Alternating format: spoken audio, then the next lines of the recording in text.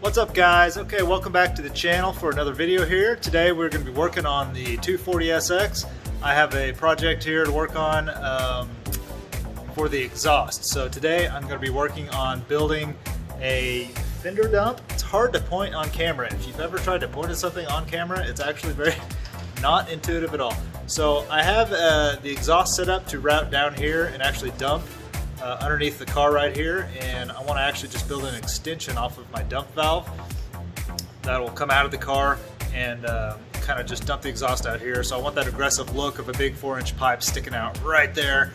So when my valve is open, I'm blowing all the exhaust right out here instead of where it's blowing out right now, which is just kind of onto the ground down there. So I think I have all the parts here today to do that project, so follow along as we get her done.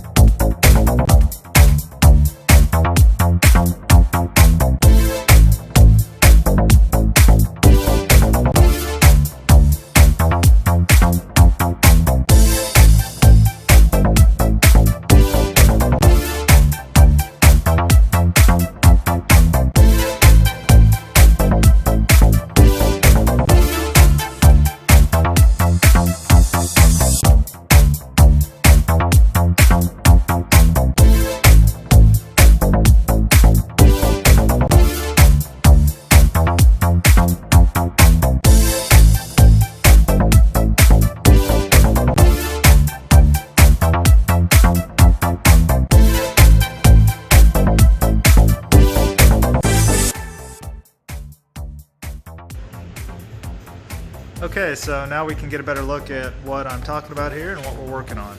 So this is my exhaust dump valve. It is actually an eBay throttle body. You can pick these up on eBay for about 50 bucks, which is what I did. And they're actually a pretty nice unit, not too bad. For this purpose, it seems to be really good. At least it's working so far. And so I've modified it quite a bit. So this is aluminum here. And so I had to attach steel tubing to it somehow, and you can't weld steel to aluminum obviously, so I welded these brackets on here, and I've got these nuts and bolts holding it together. So that's really how it's held together. And then you can see right here I've used some JB Weld. The JB Weld doesn't hold it on there. The JB Weld just seals up the exhaust from coming out. So probably could have come up with something better than JB Weld, maybe, although I don't know what it would have been. JB Weld's pretty good for that job, I think. So these tabs and nuts and bolts actually physically hold it together. And then the throttle cable I'm using here is actually just an MR2 throttle cable off my MR2 that I took off when I put a different engine in the MR2, and I had this cable left around in a box, so I pulled it out and it happened to be just the perfect length. So that cable runs forward up here under the car and then passes through into the interior of the car right here where the trans harness goes in. And then there is a lever, the other end of the cable is attached to a lever that I built right behind the passenger seat, which I can't show you now because it's up in the air, but I will show you at some point how the lever operates. It's pretty slick. So the idea now is we just want to extend this so the exhaust is not just blapping on the floor here of the car. We want to extend it out here and make like a bullhorn type of a deal here. So basically I just want to do that because I think it looks sick to have it dumped out right here and kind of curved up and firing up in the air. I just think I love the look of it. So I could just leave it exactly like it is and never touch it. It isn't really causing any problems, but you know how it is, you want it to look cool. So that's what we're going to do.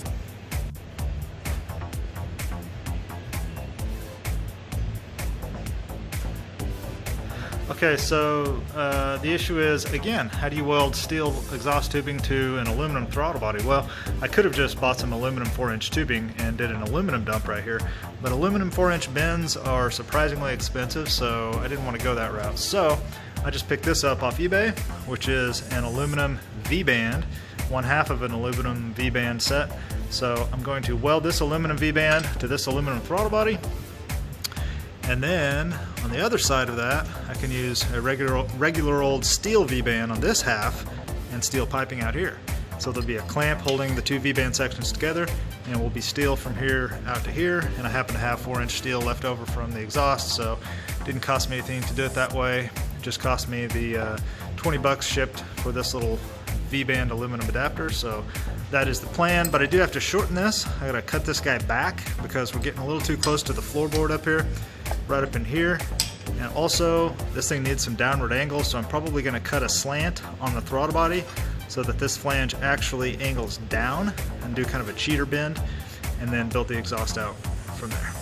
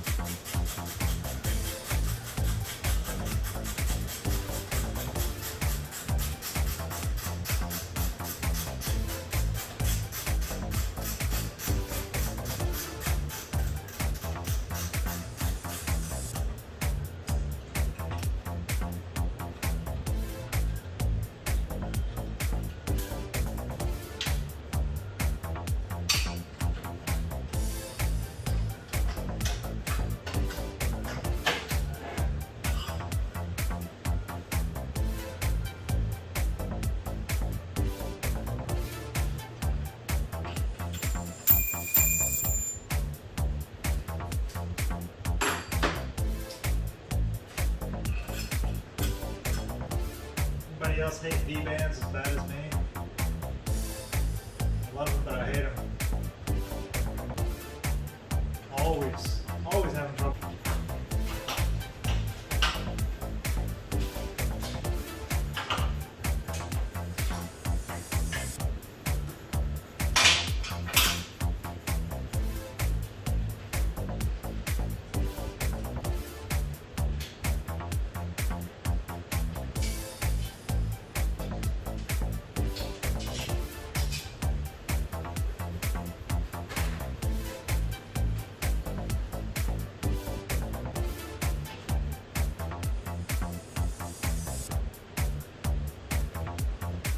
Alright, here's the piece. This is my downpipe extension. This piece goes up to the major downpipe, up to the turbo. This piece goes to my 3-inch exhaust, and this is my cutout right here. See how that opens and closes? Yep, there we go.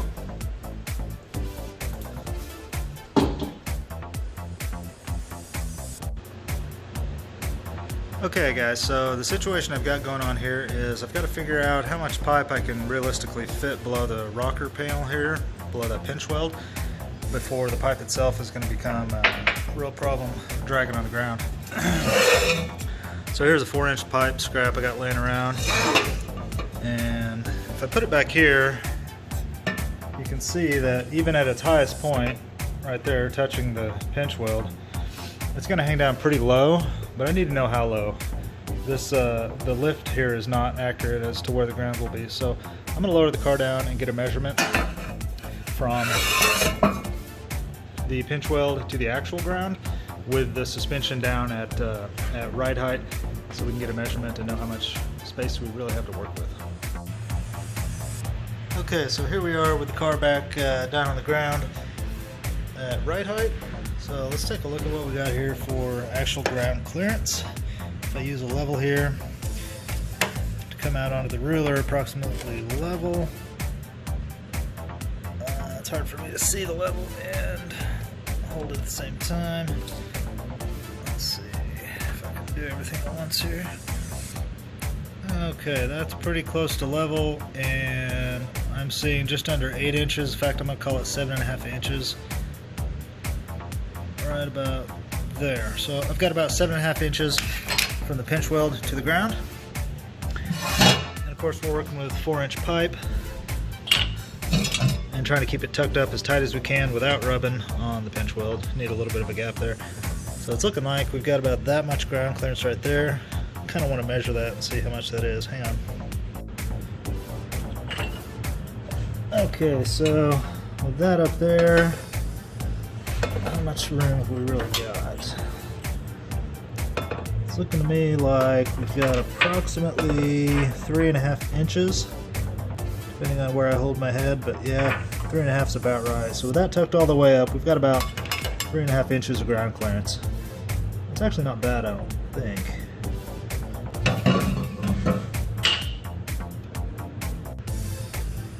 So if you look at the lowest point on the car, which is my actual valve here, it's pretty much the lowest point in the entire car. That's sitting about 3 inches. So if the screamer pipe is 3.5 inch clearance, I think we'll be okay.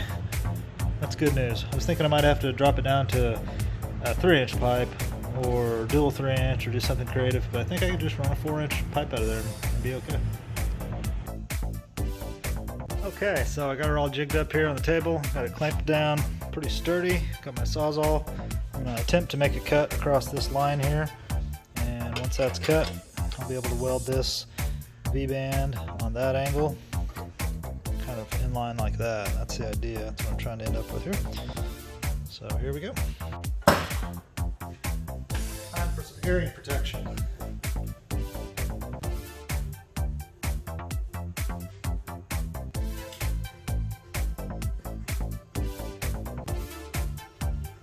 Always wear these. I always wear these. I don't know why I forgot today.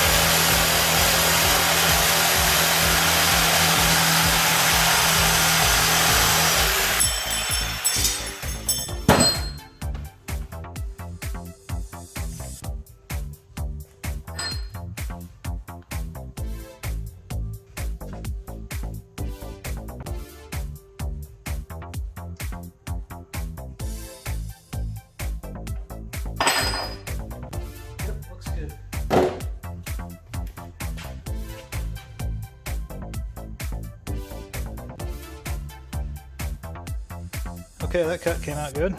Took forever to get through there. It came out pretty square. That ain't a bad cut for a Sawzall, at least for me it ain't. So that's gonna weld on right there. You can see the cut's nice and straight and square. Yeah, it should work out good. Time to clean it up and weld it up.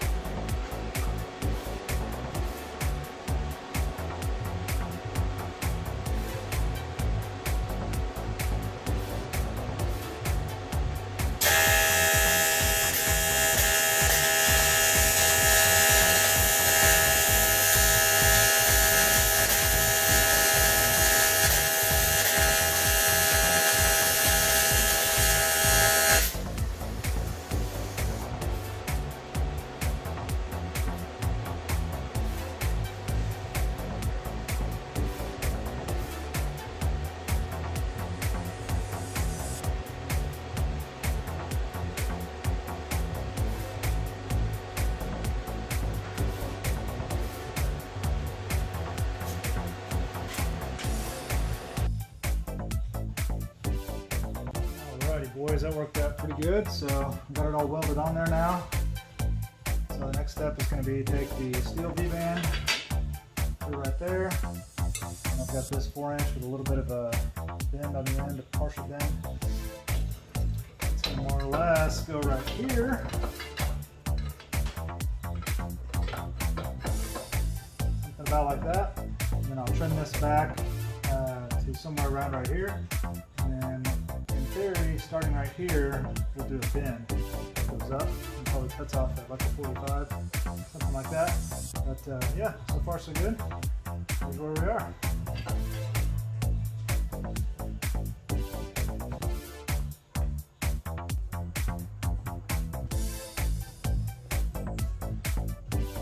Okay, so here's where we stand. I've got the piece on here that I've loosely clamped in place, so I can twist it where I want it. And then I've taken and cut a 90 out of a piece of 4-inch bend. And so this is pretty much what we're going to end up with. Well, this is where we're at. It's not what we're going to end up with. The problem is, obviously we're firing forward, and we want to be firing at least a little bit backwards. It makes sense with exhaust flow and to look good. So next step is I'm going to cut this 90 in half, so it'll be two 45s with a long leg on it. I'm going to weld one of the 45s to what I have here on the car, and then this whole section here will then be able to be rotated back and welded. So I'm going to make this one piece into two pieces, kind of clock them, and get it all fitted out like this right here. But this is kind of the idea we're going for right here, except angled back more like this. And then we'll trim this down to some length at the very end.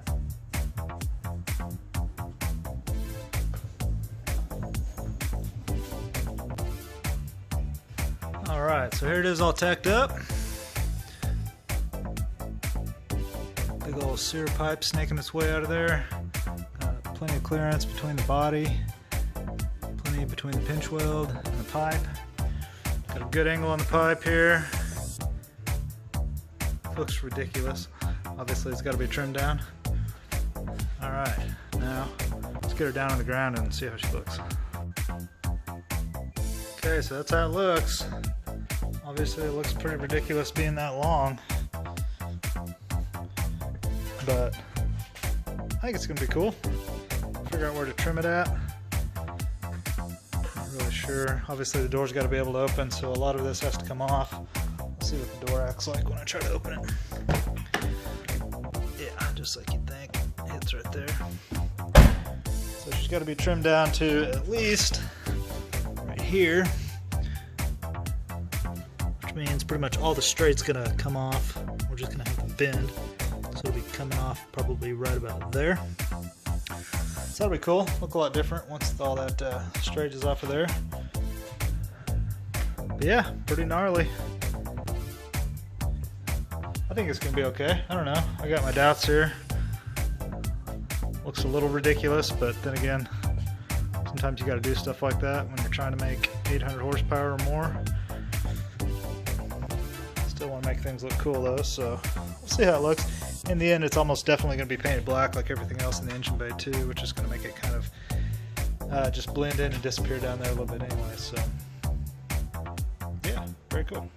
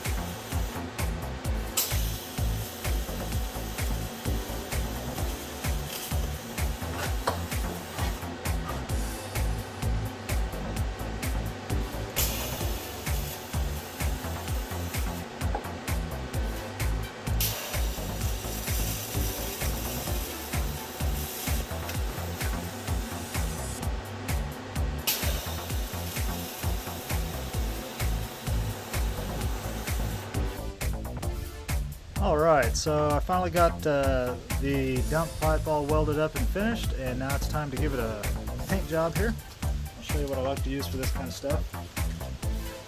I always like to use this VHT flameproof black.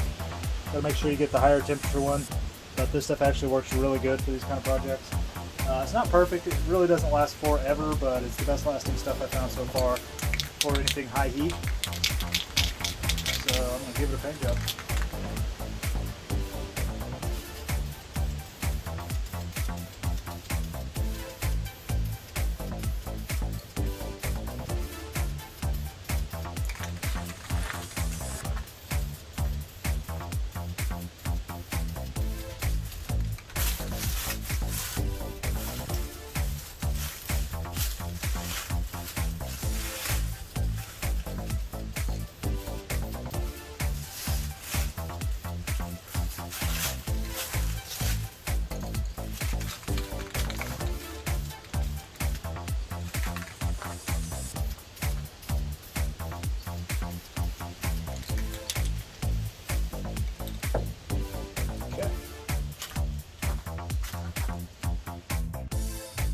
Alright guys, so I am super stoked with how this came out. The coat of black paint really made all the difference on this and just made it kind of blend back in there just perfectly, nice and subtle. But as soon as you notice it, you notice that it is a super aggressive type of a thing to have in your car, of course, but with a subtle appearance, so that's exactly what I like. So if you guys enjoyed this video, I'm going to do a lot more stuff like this. If you liked it and want to see more of what I got going on this project and all my other cars here, subscribe to the channel here and give me a thumbs up, a like, a comment, and we'll be coming out with more very soon.